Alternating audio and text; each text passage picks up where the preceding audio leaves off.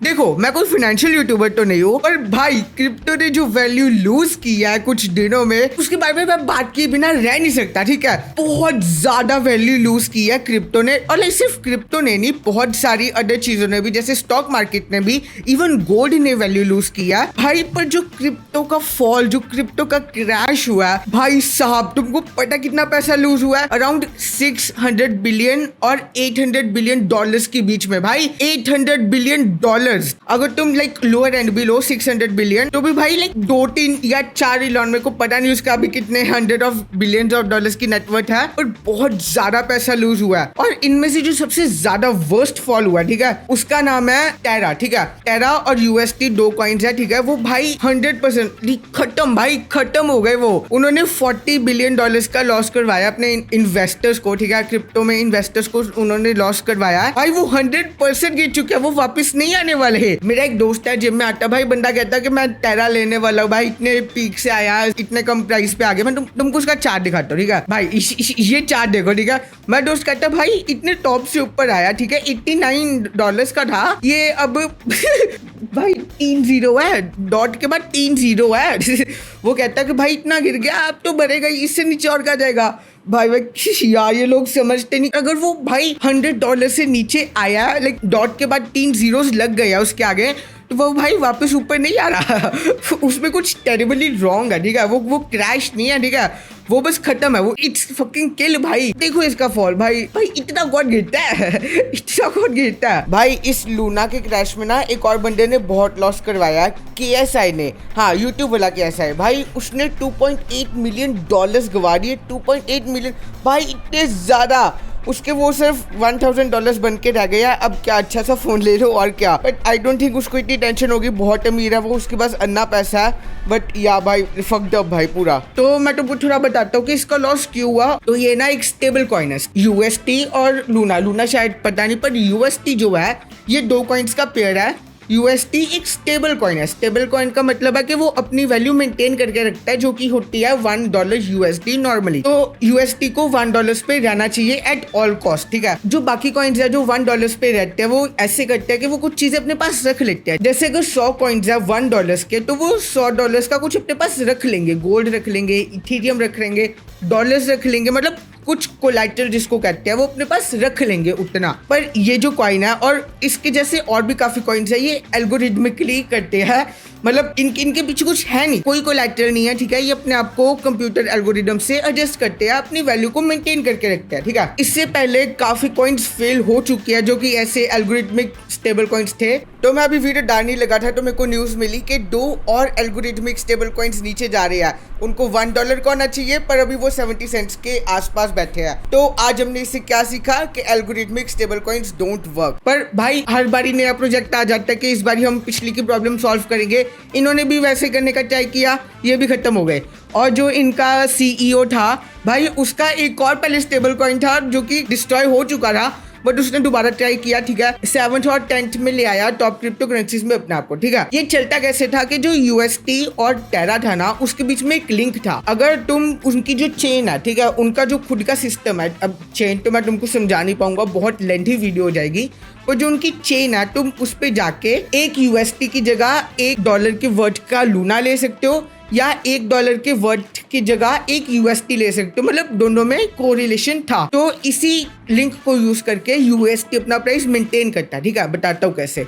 अब मान लो UST कहीं पे जाके $1.05 का हो गया। ठीक है, थोड़ा सा महंगा हो गया। ठीक है, अब तुम $1 का लूना लो, उसको कन्वर्ट करो 1 UST में। ठीक है, 1 UST में हो गया, तुमको 1 UST का एक मिल गया। अब वही तुम 1.05 UST में बेच सकते हो। ठीक है, तो तुम्हारा $0.5 का एक कॉइन पे प्रॉफिट हो गया। अब तुम 100 ले लो तो $5 का प्रॉफिट हो गया।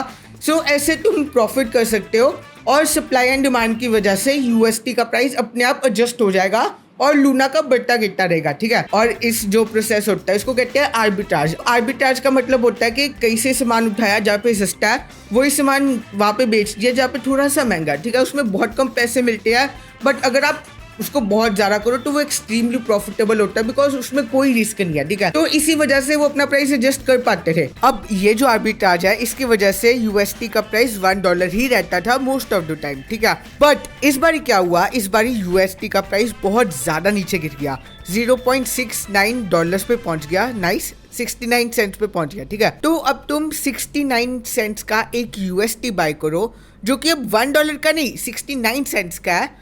तुम उसको $1 वर्थ के लूना के साथ कन्वर्ट कर सकते हो, ठीक है।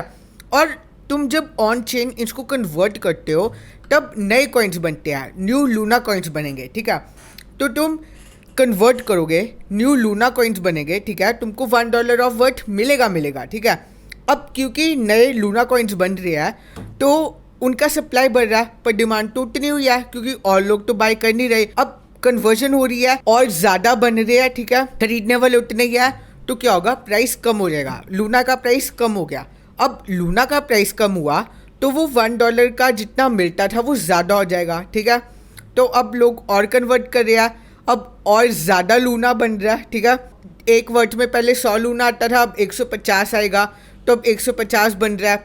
अब उसके बाद 200 का बनेगा, बिकॉज डिमांड नहीं बढ़ रही ना, सिर्फ सप्लाई बढ़ रहा है और बनी जा रहा है। बहुत ज़्यादा लूना कॉइन्स बन गए और क्रैश हो गए, दोनों चीज़ें क्रैश हो गई, बिकॉज यह सस्टेन ही नहीं कर पाया।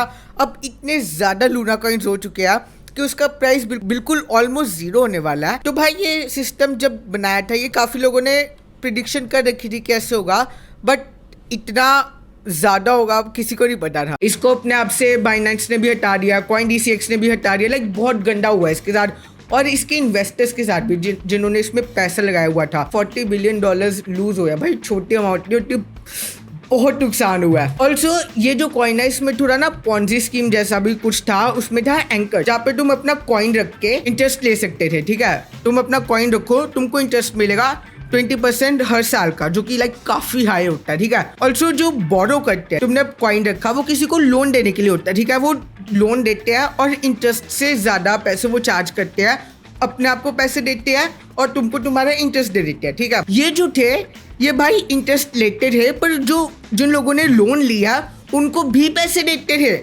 सुनो मेरी बात, उनसे इंटरेस्ट लेंगे पर उनको ज्यादा पैसे देंगे लोन लेने के लिए। तो अपनी जेब से ये जिन्होंने लोन दिया, मतलब जिन्होंने चीज़ें दिया, स्टेक किया, उनको इंटरेस्ट दे रहा है और जिन्होंने लोन लिया उनको भी इंटरेस्ट दे रहा है। तो भाई अगर ये पॉन्जी स्कीम नहीं है तो मेरे को नहीं पता क्या है, बट ठीक है, लाइक एलिगेशंस नहीं लगाते, मैं नहीं कह रहा ये पॉन्जी स्कीम है, बहुत लोग कह चुके हैं, बट मैं नहीं कह रहा, ठीक है। ऑल्सो भाई ये जो इनका CEO था बहुत डूशबैग था, जैसे मैंने बताया। इसका एक और कॉइन था जो कि पहले नहीं चला, लाइक बर्बाद हो गया बेचारा। ऑल्सो भाई इसका ट्विटर पे अलग ही सीन चल रहा था, किसी ने इसके साथ बेट्स लगाई हुई थी कि तेरा कॉइन गिरेगा, लूना और टेरा गिरेगा, और भाई 10 मिलियन की बेट लगाई थी। और ये बेट ऐसी नहीं है कि दूसरा बंदा देने से मना कर देगा, ये ऑन चेन बेट है, दोनों ने अपने पैसे दे चुके हैं और वो एक एस्क्रो अकाउंट में पड़े है, जो जीत जाएगा उसको पैसे मिलेंगे, ठीक है। और 1 साल की बेट है, अब जितना नीचे प्राइस जा चुका है, मेरे को नहीं लगता कि वो हारने वाला बंदा जिसने बेट लगाई है कि नीचे जाएगा। और ये जो इसका CEO था जिसने बड़े शौक से कह दिया था कि भाई ये जा ही नहीं सकता नीचे, अब हार गया वो 10 मिलियंस भी हार गया और अपने सारा कॉइन भी हार गया, बहुत लॉस हो गया बेचारे का। ऑल्सो भाई ये जो बंदा जिसने 10 मिलियन की बेट लगाई है, ये एकदम बेस्ड बंदा है, लाइक लेजिट बेस्ड बंदा है। इसने क्या किया, अब जब लूना इतना ज्यादा गिर गया, इसने 72 सेंट्स में बहुत सारा लूना उठा लिया कि अगर लूना का प्राइस ऊपर चला गया बहुत ज्यादा और ये बेट हार गया तो फिर भी ये सेफ रहे, बिकॉज रिस्क फ्री हो जाएगा। भाई इसके पास उतना लूना पड़ा है जितना मतलब इसका लॉस होगा।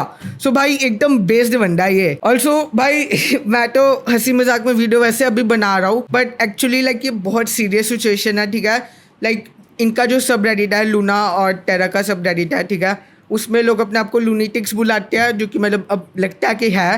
तो भाई वो जो सब रेडिट है ना, उसमें बहुत नेगेटिव पोस्ट है, ठीक है। लोग मतलब गिव अप करने की बात कर रहे हैं, because like they lost their life savings, ठीक है।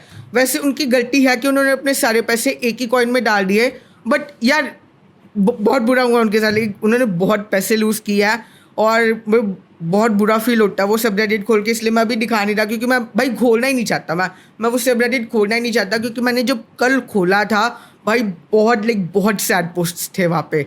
सो भाई यार देखो मेरी बात सुनो, अगर तुम मेरी वीडियो देख रहे हो तो कभी ऐसे मत करना, अपने सारे एग्स एक ही बास्केट में डाल दो, क्योंकि उससे काफ़ी नुकसान हो सकता है, ठीक है। हाँ तो बस यार काफ़ी सीरियस सिचुएशन, बट थोड़ा हंसी मजाक हम कर सकते हैं, कोई बात नहीं, ठीक है। सो हाँ भाई मैं चलता हूँ, अपना ध्यान रखना। ऑल्सो भाई ऐसे कॉइन्स पे अपने पैसे मत लगाया करो, ये एल्गोरिथमिक स्टेबल कॉइन्स पे तो बिल्कुल नहीं, क्योंकि आज तक ही नहीं चले, ठीक है। तो भाई बस इतना ही, हम चलते हैं, अपना ध्यान रखना, चलो बाय।